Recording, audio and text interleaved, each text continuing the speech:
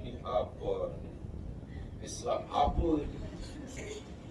Nak puasa pun dilarang, nak qiyam pun dilarang. Ini nak melayan isi atau tidak itu pulang aku lah. Kenapa awak campur tangan? Aku nak puasa atau tidak itu aku punya pasal. Akhirnya pagi harinya si Abu Darda datang menemui Rasul sallallahu alaihi wasallam, mengadu pada Rasulullah. Dzakara dzalika Rasulullah. Cerita, ya Rasulullah, tempoh hari sama datang ke rumah aku. Aku suruh makan, dia tak mau makan karena aku sedang berpuasa. Lalu rayu aku untuk makan, aku pun akhirnya batalkan puasa aku. Malam hari aku suruh dia tidur, dia tak mau tidur selagi aku tak tidur. Walau aku tak nak tidur, aku nak qiyam. Akhirnya aku buat tidur juga malam itu. Malam itu aku tak qiyam, siang itu aku tak puasa. Ini cemana nih Salman punya perangnya ini. Ini ingat ya, Salman Al-Farisi, orang yang salah seorang daripada yang Nabi katakan dirindui oleh surga. Bukan sebarang orang ini orang. Salman salah seorang sahabat yang surga rindu nak jumpa dia. Sedangkan sahabat kita rindu nak jumpa surga. Ini surga rindu. Bila lah Salman ini datang? Bila lah? Dia dapat 2 kali pahala kata Nabi. 1 pahala semasa jadi Nasrani, karena masa Nasrani dia tidak mempercayai Isa ini sebagai anak Allah. Jadi Nasrani yang baik, itu dapat pahala. Dan sekarang sudah jadi orang Muslim, dapat pahala. Orang Persia yang Islamnya, yang cari Islam luar biasa susahnya, mengembara dari Iran ke Madinah jalan kaki, ikut peniaga, dan peniaga dijual jadi hamba abdi. Bayangkan, jadi lama jadi hamba abdi karena dijual. Semata-mata ingin membuktikan betulkah orang yang mendakwa Nabi ini Nabi terakhir yang dijanjikan oleh Isa dalam kitabnya. Ingin kepastian aja. Setelah mendapati tanda-tanda kenabian itu ada pada Nabi sebagaimana yang termaktub dalam Injil, lalu Salman pun memeluk agama Islam. Jadi orang yang luar biasa. Salman sahabat yang sangat hebat. Sehingga Nabi menyatakan kalau kita pergi ke makom Salman, di situ ada tulis itu. Nabi pernah bersabda, oleh Nabi, Salman min ahlil bait, Salman minna ahlil bait. Salman itu termasuk ahlul bait kami.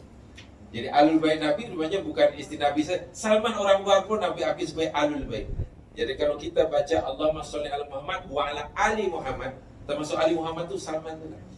Wahal bukan orang Arab, tak ada nasab, karena kedekatan sama dengan Rasulullah. Itu ada ditulis di atas pintu kubur Salman, sabda Nabi.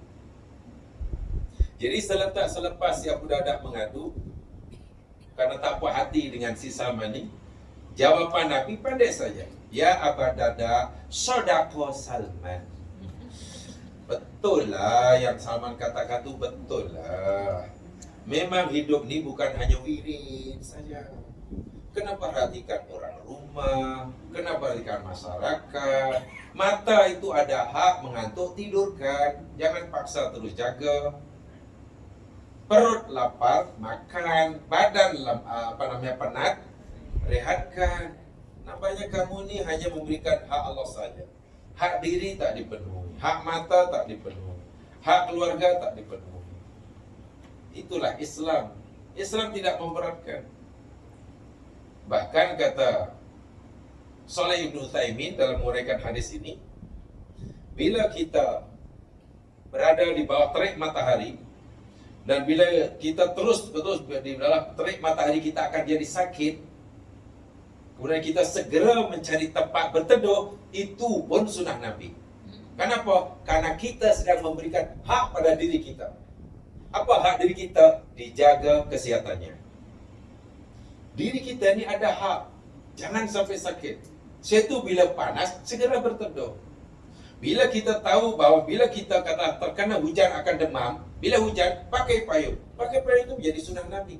Bukan Nabi pakai payung, bukan itu. Sunnah Nabinya, yakni kita memberikan apa jadi hak kita. Kita penat, kita mengantuk, kemudian kita tidur, kita tidak sholat, itu adalah sunnah Nabi. Sunnah Nabinya bukan tidurnya itu, memberikan hak kepada tubuh kita. So itu Nabi kata, bila kamu tidur jangan sholat dahulu. Bila mengantuk jangan Solat dahulu, tidur dulu baru sholat. Kan begitu. Dan Nabi cinta pada sahabatnya, bukan pada orang kita. Kalau orang kita memang tak layak jadi sahabat. Jadi hadis Nabi itu betul, tapi mungkin tidak semua orang layak melakukannya. Gitu. Jadi kalau kita tak layak, mana kita baru tahu iman kita di mana. Gitu. Nabi kata, bila kamu mengantuk, tidur dahulu, jangan sholat. Sahabat pun, iya ya Rasul, kami tidur. Memang kami kalau mengantuk tak sholat. Dan mereka boleh tidur 15 menit, 10 menit. Dan sebenarnya hadis itu berlaku pada semua umat. Tapi mungkin tak semua umat layak melakukannya. Sebab kalau kita mengantuk, suruh tidur dahulu tidak sholat, tidurnya pasti 5 jam. Jadi bila itu maknanya, iman kita boleh letakkan. Kalau itu saya ini di mana ya? Sebagai umat Nabi di mana ya? Kedekatan kita kalau Abu Bakar hanya 1 meter, kita berapa batu kan ya? Kita akhirnya boleh tahu sendiri. Gitu. Bukan hadis Nabi tadi salah. Zainab malam hari sentiasa qiyamul lail, mengantuk pun qiyamul lail. Sampai nak tumbang pun qiyamul lail, terpaksalah ikat tali di tiang sampai pegang. Nabi marah. Nabi suruh buka tali itu dan suruh beritahu kepada yang mempunyai diri, bagi tahu padanya matanya ada hak. Bila mengantuk suruh tidur, jangan sholat, jangan dipaksa. Islam itu mudah. Jadi hidup ini bukan hanya menunjukkan apa yang jadi hak Allah. Diri kita ada hak, keluarga kita ada hak, jiran kita ada hak, terlalu banyak. So itu gaya hidup Abu Darda itu sebenarnya bukan gaya hidup yang ideal. Tidak menepati sunnah Nabi. Yang menepati sunnah Nabi rupanya Salman saja. Kalau kita lah, agaknya kalau Abu Darda mengadu kepada kita lah, pada orang ulama sekarang macam mana? Abu Darda tadi tidak mengadu pada Nabi, tapi mengadu kepada Ustaz sekarang. Ustaz, aku ni Abu Darda. Hari itu aku puasa, dipaksa berbuka oleh si Salman. Aku nak qiyamul lail, suruh tidur sama si Salman. Mungkin Ustaz sekarang jawab, Salman tu bodoh. Dia tak reti agama. Boleh jadi ada jawapan begitu. Sebab kita melihat Islam itu belum sebagaimana yang Nabi ajarkan. Salman malah cerdas Islam. Sepintas lalu macam Salman ini macam lemah iman kan. Macam mana orang nak solat malah dilarang suruh tidur pula. Orang puasa malah suruh buka pula. Akhirnya yang tua rumah malah menyesal menerima Salman jadi tamu. Mungkin Abu Darda berkomentar dalam hati, gara-gara Salman lah aku tak puasa. Dia fikir dia rugi. Abu Darda fikir rugi karena mendengar Salman. Tapi setelah mengadu pada Rasulullah, Salman pula yang betul. Karena Islam tidak mau umat ini melakukan agama susah-susah, sehingga mengabaikan banyak kewajiban yang lain. Dia berjaya memberikan hak Allah, tapi gagal memberikan apa yang jadi hak manusia.